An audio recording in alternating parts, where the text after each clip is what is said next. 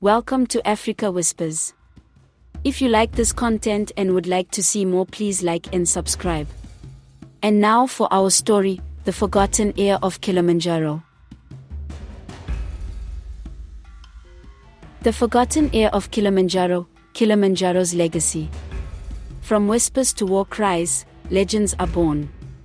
But some secrets awaken in the shadows.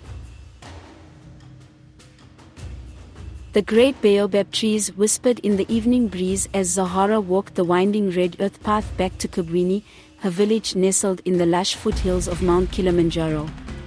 The golden light of the setting sun bathed the land in warm hues, casting long shadows over the savannah.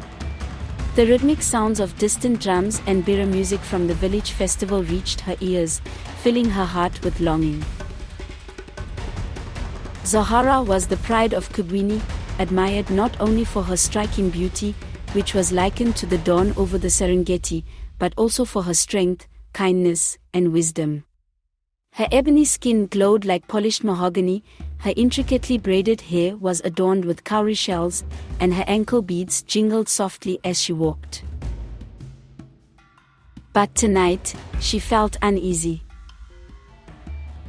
A strange silence had settled over the trees. The birds had stopped singing. The wind had stilled. And then, a shadow moved. Emerging from the darkness, a massive black scorpion, larger than a hyena, crawled onto the path. Its onyx-colored exoskeleton gleamed in the dying light. Its pincers clicked rhythmically, and its barbed tail, dripping venom, arched high. Zahara's heart pounded against her chest. A creature this size should not exist. She reached for the knife tucked into the folds of her Ken cloth sash, but before she could react, the scorpion lunged, then stopped.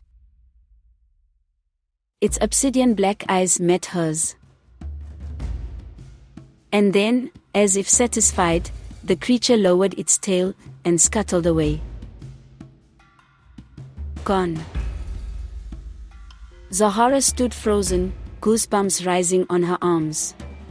It was not just fear that gripped her, it was a feeling that something deeper, older, and far more powerful was at play. The prophecy of the forgotten heir. She ran back to the village, the scent of roasting maize and spice goat stew filling the air as people danced around the great bonfire in the village square. The elders sat beneath the acacia trees, drinking palm wine and telling stories of ancient times. Breathless, Zahara recounted what had happened to her mother, Naya.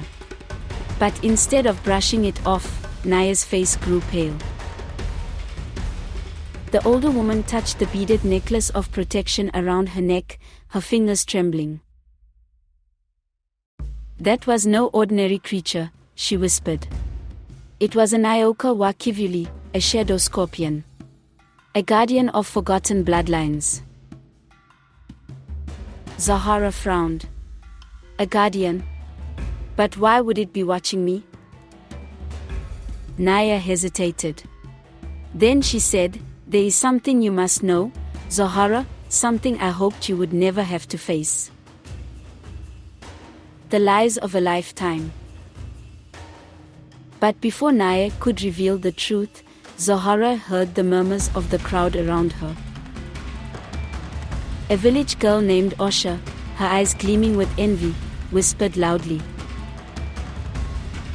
"She speaks to the beasts. She walks with the cursed.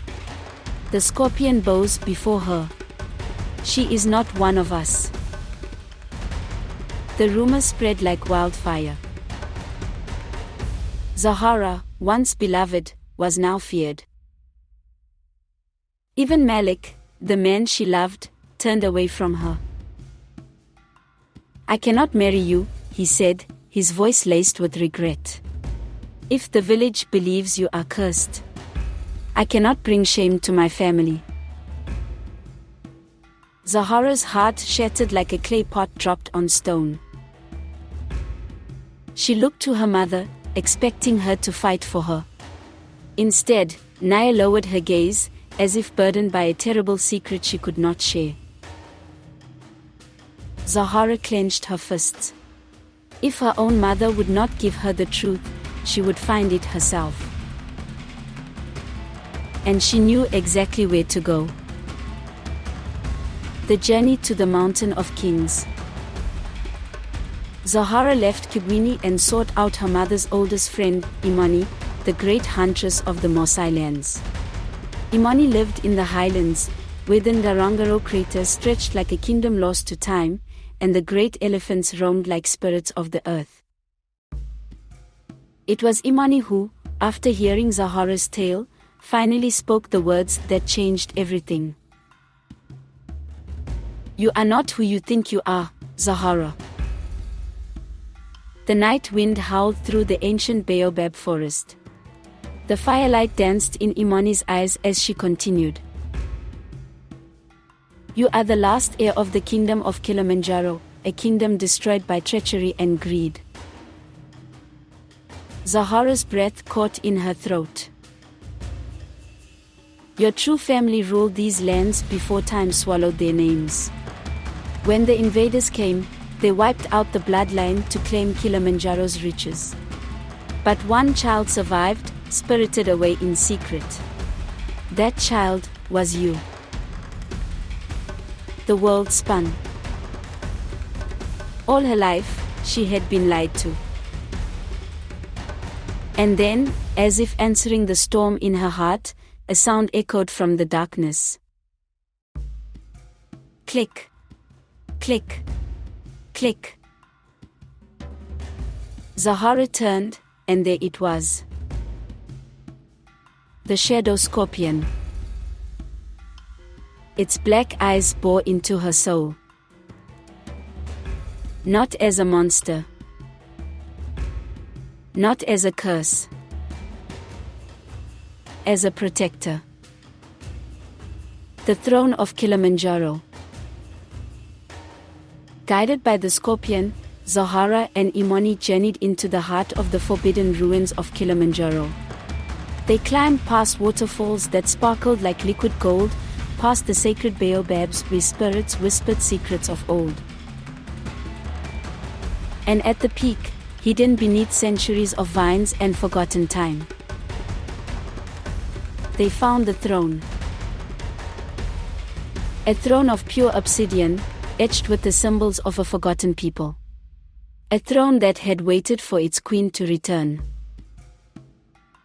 But before she could take her place, a blade flashed. Malik stood at the temple entrance, his eyes filled with greed and ambition. "So it's true," he sneered. "You are the lost queen." He stepped forward, drawing his sword. "Which means, if I kill you, the throne is mine." Zahara did not flinch. For the shadow scorpion had already moved. With a strike as swift as lightning, its venomous tail pierced Malik's heart. The false prince fell.